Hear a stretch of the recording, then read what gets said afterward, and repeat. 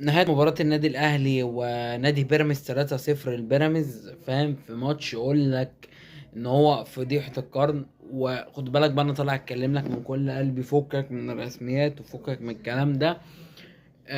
انا بقى واحد من الناس دلوقتي متقبل كل انتقادات والتحفيل، عشان والله هم يستاهلوا، اقسم بالله يستاهلوا يتحفلوا عليهم، يستاهلوا اكتر من كده كمان.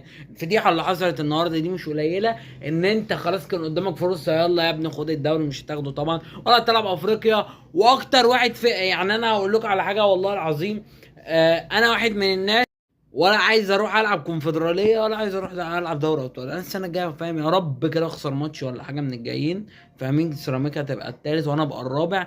زد يكسب الكاس اللي هم بيقولوا عليه ده، يبقى ايه فاهم انت؟ يبقى هو خد الرابع، يروح هو يلعب كونفدراليه. انا مش عايز العب اي بطوله افريقيه السنه الجايه.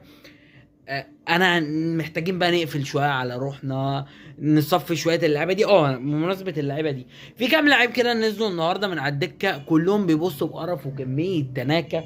ان انا نازل العب، فاهم؟ ومش على هوايه، خد بالك، مش على، وبيتكلموا بكميه تناكه وقرف يا جدعان، اقسم بايات الله. انا عمري ما شفت الاهلي كده، دي اول مره في حياتي اشوف الاهلي كده. احنا خسرنا وتعرضنا لانتكاسات كتيره، بس السنه دي غير اي سنه تماما. انت والله العظيم اللي جابك حسبي الله ونعم الوكيل فيه. بس هو ارجع اقول ان انت لعب يا عم، انت الحاج مش عليك، انت مدرب ما بتفهمش، فاهم؟ فاداره جابتك كتبت لك شرط جزائي خزعبلي. الراجل اللي في النص ده يا جدعان، يوم ماتش الترجي لما خرجنا بعد الماتش على طول لقيته كتب تويت قال لك مدرب لا يصلح، هيتم اقالته. تمام. استنينا، مكمل في فيديو انا قلت لكم فيه ان هو مكمل، الراجل مكمل، مكمل يا جدعان. طب مكمل يعمل ايه؟ اهو مكمل وخلاص، والله العظيم يا جدعان مكمل.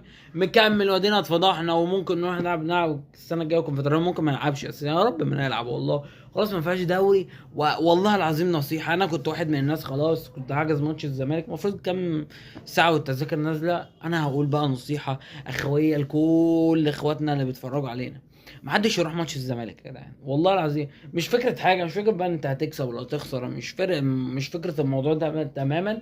بس فكره تخلي اللعبه دي بقى تحس شويه ان ايه، إن لما كان في جمهور السنه ده، دلوقتي ما بقاش في حاجه خالص. فانتوا على الله كده اهوت، غوروا غوروا غوروا، امشوا بره النادي، انتوا مش لعبتنا، احنا ما نعرفش انتوا مين.